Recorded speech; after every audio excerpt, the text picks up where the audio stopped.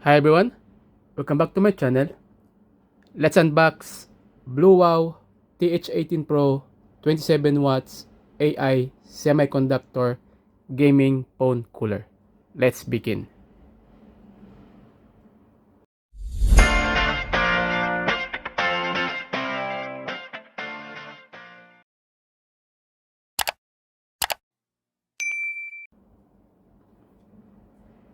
Ito yung package ng BlueWow TH18 Pro AI cooling fan at yung unpack nito ay mapapanood nyo dito sa taas. Ito yung link, yan.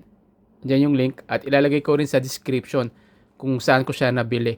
Nabili ko siya sa Shopee at ito ay cash on delivery.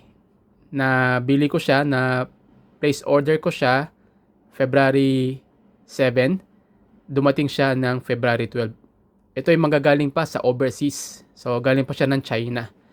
So ito yung package niya. Kung makita nyo, no, seller. Ayan. Ayan, no. So galing siya ng China. Ayan. So 5 days dumating sa akin. So buksan natin. Ayan. So ito yung ating TH18 Pro. Ito yung harap. Ayan. Ito yung likod. Ayan. Pakipost na lang para mabasa yung full detail niya. Ayan. Tapos may kasama siya na finger sleeve. Ayan. Finger sleeve. Okay. So buksan na natin kung ano yung nasa loob niya. Ayan. So ito yung charging cable niya. Ayan. USB Type-C to USB Type-A. Ayan. So medyo makapal yung kanyang cable. Tapos sa ilalim, meron tayong clip, dalawa. Ayan. Yung isa ay ito yung standard 1-port standard screw port para sa mga tripod, no? Para kapag nag-live kayo ay pwede siya ilagay sa tripod. Ayan. So malaking tulong to habang naka-live kayo or nagla-live selling kayo, no? Para ma-maintain niya yung temperature ng mobile niyo, para mapalamig niya, para hindi siya mag-overheat, no? Para hindi siya uminit. So malaking tulong to, no? Na kasama na rin siya na built-in dito sa ating clip. Ayan. So dalawang clip with 1-port standard screw port. Ayan. Lagyan natin dyan.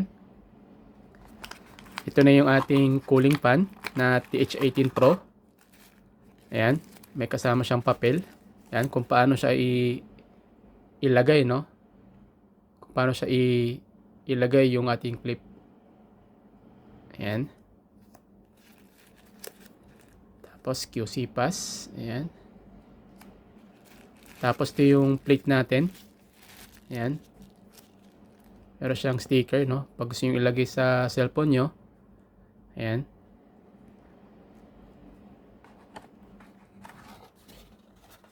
Tapos ito yung ating cooling fan na TH18 Pro. Ayan. Ito yung itsura niya. Ayan. Ito yung button para sa ating selector. Yung P2, yung P3, P2, P1, AI, tsaka yung kanyang 100 gear na selector na hanggang 100 para mapabilis itong takbo. Ayan. So ito naman yung sa likod. Ayan. Ayan. Sa likod. Ito yung kanyang plate.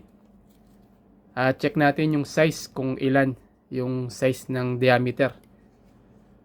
Ayan. So yung exact measurement niya is nasa 4.8. Ayan. 4.8 centimeter yung kanyang diameter. So malaki-laki yung kanyang space, no? Kanyang plate. Yung cooling plate niya at tinatawag.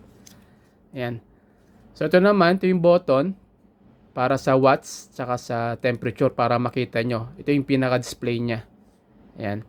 Pag nilong press nyo yan, pwede niyang i-off yung kanyang yung ilaw or pwede niyang i-off. Ayan. So try natin para malaman nyo rin.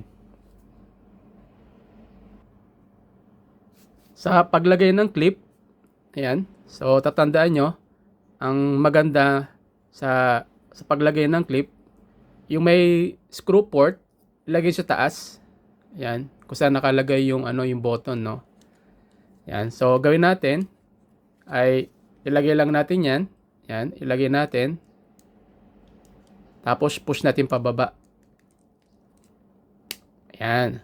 So, ayan. Ayan, tandaan nyo yung button sa may screw port. Ayan.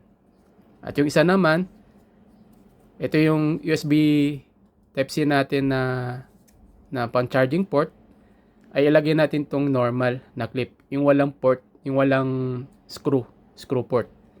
Ayan. So, press natin yan. Then, push pababa. Ayan. Kung saan yung plate natin. So, ayan. Ready na yung ating cooling fan. Ayan. So, dito lagay natin yung cable na kasama sa ating TH18 Pro. Ayan. Ilagay nyo dyan. Ayan. Tapos, insert nyo lang. Ayan. Diba? So, ayan. Ayan siya. Ayan. Ito yung cable. Ayan. So, gagamit tayo ng power brick. Ito siya. Ayan. Yan yung power adapter natin na gagamitin natin, yung Xiaomi. Na ang output niya ay 15 watt, 27 watt, hanggang maximum is 33 watt. Ayan. Ayan siya. Okay. So, tara, subukan natin. Ayan. Insert natin ngayon dito. Ayan. Then, kapag ready na yung ating cable at yung charging port natin tsaka yung power brick natin, ay on natin sa switch. Ayan. So, on natin. At tingnan natin kung ano yung unang mag-activate. So, on na natin. Ayan. So, yung unang selector na lumabas is yung P3. Yung pinakamataas na settings niya. So, ayan na siya. Nag-automatic na siya. Umandar na. Ito yung switch niya. Ito yung sa watts at saka yung temperature. Ayan. So, 4 degrees Celsius na. Ayan. So, bumababa. So, meron tayong temperature indicator na dito. Ayan, -1 na. So, tandaan nyo P3 ang naka-on dito kapag in-on mo yung ating cooling fan. Ayan.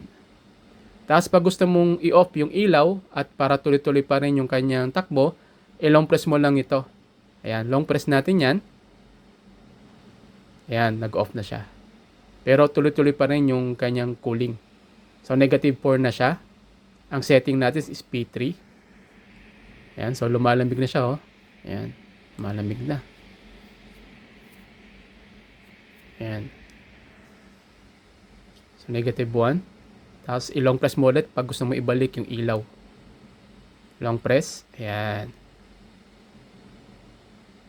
Tapos, yung 100 gear na sinasabi rito sa kanyang TH18 Pro, doon sa naka-display doon sa Shopee, ay ito siya. I-long press lang natin to. Itong AI.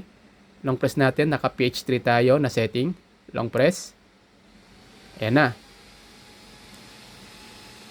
Ayan. Kung mapansin nyo, bumibilis yung takbo ng fan natin at bumibilis din yung takbo ng ilaw.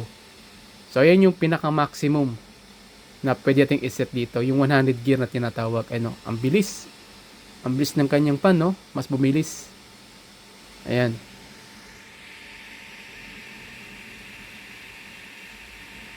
Ayan, Ang bilis. Lumig. Ayan. Okay. So, yun yung setting niya na isa. Pag press natin yan, single press, ayan, P3 na ulit. Ayan. Tapos, P2, yan, humina siya, parang pinaka-medium niyan. Tapos, ito yung low, yung pinaka-mababa, P1. Tapos, yung kanyang AI. Ayan, yung AI, automatic siya mag-a-adjust. Ayan, automatic siya mag-a-adjust yung AI niya. Ayan. Tapos, off. Ayan, so naka-off na siya. So, press natin ulit. Yung unang pindot, pag nag-on, is yung direct na sa P3. Ayan. Tapos dito sa 100 gear, pag long press yan, pag nilong press mo yan, ayan. Pag nilong press mo yan, hanggang sa 100, ayan. Ayan. Kapag click nyo to yung temperature niya, pag single click yan, hindi sila lalabas. Ayan, hindi sila lalabas. Kasi naka-manual na siya eh. Naka-manual na siya na hanggang 100. Ayan o. Narinig niyo po ba? Lakas oh. Ayan. Ayan, kapag extreme na maglalaro ka ng mobile game, no? So, mas mabilis ito. Ayan, kapag yung mapabilis yung kanyang cooling, no? Tapos press ulit, balik sa P3. Ayan. Ayan o. Bilis.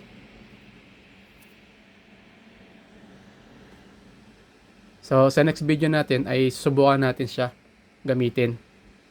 So, for now, ito pa lang yung unboxing tsaka yung testing natin siya ng kung paano siya gamitin. Ayan. Ayan. So, pwede siya nag-i-clip. Ayan. So, yung gamit ko dito is yung S25 Ultra. Ayan. Pwede na siyang i-clip dito. Ayan. Makita nyo, no? Hindi siya tatama. Hindi tumatama yung kanyang switch. Ayan, no? Hindi tumatama yung switch niya. I-adjust natin siya. Ayan, no? Ayan, hindi tumatama yung, yung switch. Ayan.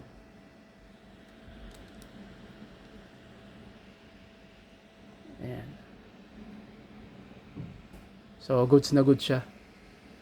Ayan. So, malaki yung plate niya, yung cooling plate niya. Nasa 4.8 cm yung actual na size niya. So, maganda siya. Maganda siya. Ayan. So, 23. 23, 24. Tapos, yung temperature niya. Ayan. Sa 4 centigrade na siya. Ayan.